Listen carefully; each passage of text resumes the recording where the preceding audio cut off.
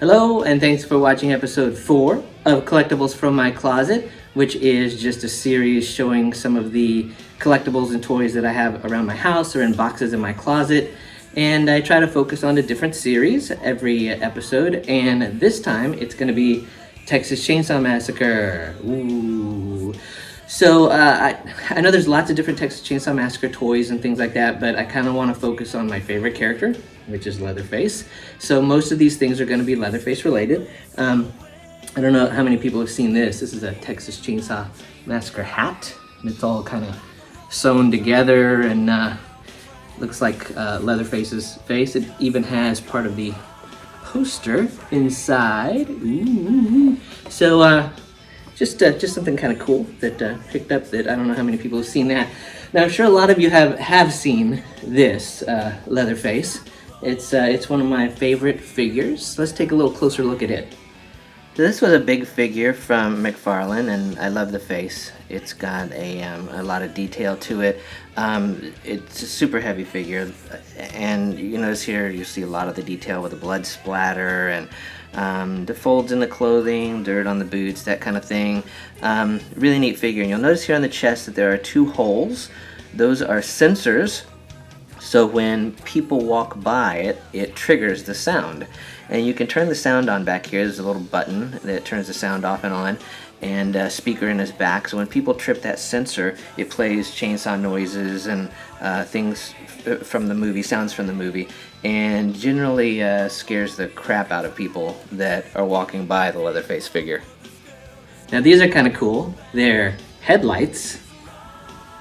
These were lights made by the toy company Neca, and they call them headlights. They're hand-painted plastic heads. Basically, it's a string of lights, kind of like Christmas lights, that are inside heads of characters. And you'll see there's the Leatherface head. And they're cool to hang up outside and, you know, like around the pool. You'll see how big they are compared to my hand. They're not super big, kind of small, a little smaller than your palm, but they're neat to hang up for parties and around the pool. Now some of these next things, they're a series of different figures from different companies that some of them you've probably seen, maybe you haven't, maybe you've seen them and forgot about it, but here are just several of the different really cool figures that you can get. The first one I'll show is the Headliners XL series, and you'll see they're sequentially numbered right there. They were a limited edition. They're kind of like bobbleheads. And they released a few of these in 1999. They did Leatherface as well as Jason and Freddy Krueger. And they all come with this little certificate of authenticity. You see a total release of 10,000 was made. And on that it's supposed to show what number your particular figure is. I don't know what number this is because I've never opened it. Now, a lot of people have seen these and have them. This is sort of a it's a plushie almost Leatherface, and kind of ugly face, not great, but still I like him.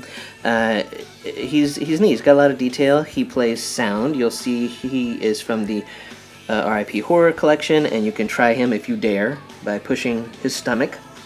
When you do that, it plays chainsaw noises and screams, sounds from the film, that kind of thing. My dog really digs him. And the packaging is neat. It opens up on the back.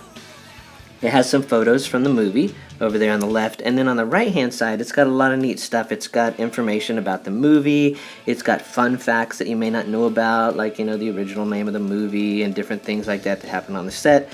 So it's kind of a really neat packaging idea for this little guy. Now, of course, people love their pops, and you gotta have Leatherface. Look, there he is. He is just too cute in pop form, but Pop, of course, had to get in on that. Sideshow Toys did another 12-inch figure, and their stuff is always very cool. Nice packaging, nice figures. This was the box for it, and of course, just like all Sideshow figures, when you open up the packaging, you've got on the left the movie poster, as well as a cast list, and they even list on there, if you notice, John Larroquette is listed there, who didn't want to be associated with the movie at all and didn't want to be credited, but there he is. And this is what the figure looks like. Kind of cool, not as detailed as a lot of Sideshow characters, but still pretty cool. Got the saw, got the hammer, comes with a little stand that you can stand him up on and make a nice display out of him. But that's the Sideshow toy. Now this one it's not actually a figure, it's a model, and I'm horrible at making models, so this is my attempt to make a model of Leatherface. The paint job is not great, but it was fun to do.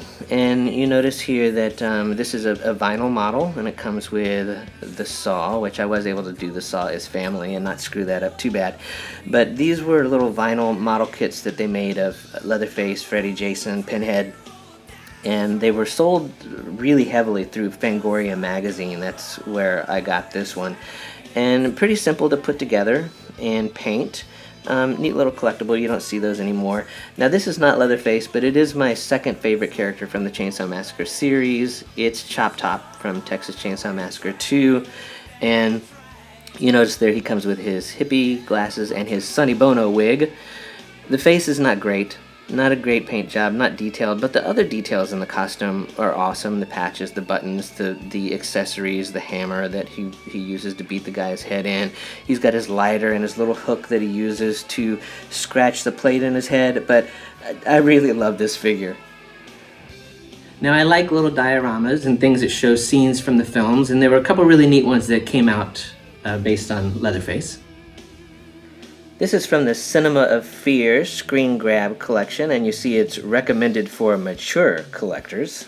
Not sure what that means, but I like anything that is like can be set up to be like a scene from a movie, and this is one of the most memorable scenes from Texas Chainsaw Massacre, where he whacks the guy in the head with the hammer and drags him back into the chopping room and slams the door behind him. So kind of a neat little diorama type figure. This is what it sort of looks like above, so you can see the victim's face there, but I really like this. It's pretty cool. Now this next one is it's a little odd looking. Leatherface looks odd, but I like it just because of the scene. It references more of Ed Gein, which the Chainsaw Massacre movies are based on, with Ed's kitchen, and he has, body pieces in jars and a head on the shelf. He's got body pieces that are cooking on the stove, which was typical Ed Gein, stuff that they found on the crime scene when they went to his home.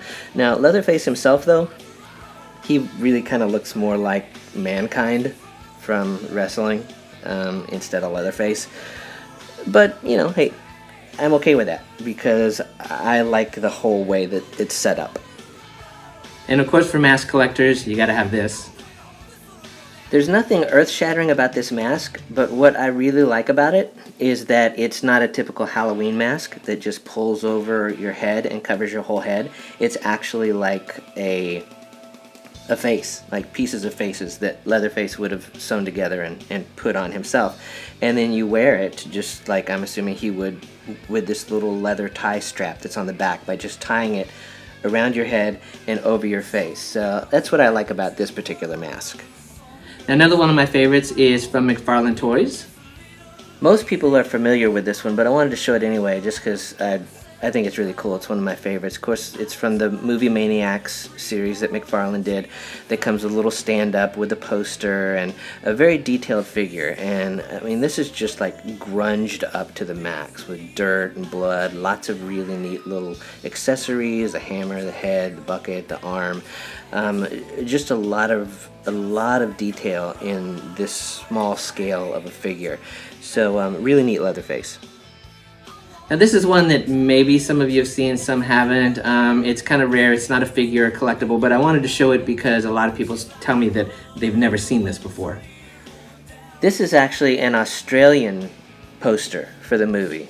This is what it looked like, and a lot of people are used to seeing the white version, and this was given to me by Ed Neal, who played the Hitcher in Texas Chainsaw Massacre, but it's long and narrow, so I don't have a frame that fits it right, so I have this ugly looking background behind it, but it's a really neat alternate version of the movie poster that they used in Australia. And because I like cute plushies, here you go. Yes, cute plushie Leatherface. There he is. This came from Mezco Toys, which makes cutesy little versions of monsters. Really neat little plushie, very stylized and cartoony, which appeals to me personally. And I like the details. I mean, this hand is just like all grunged up and gross. A lot of dirt and blood splatter and things like that. There's the face with those deep set spooky eyes. And of course it comes with a little chainsaw, which I've not unwrapped yet. I keep that wrapped up. But great to add to the horror plushie collection. And that's it. Thanks for watching episode 4 of Collectibles From My Closet featuring Texas Chainsaw Massacre. Thanks for all the comments and everybody watching and sending me the private messages and things like that are having fun watching this little series. Let me know what you like, what you don't like, that kind of thing, and we'll do some more soon. Thanks.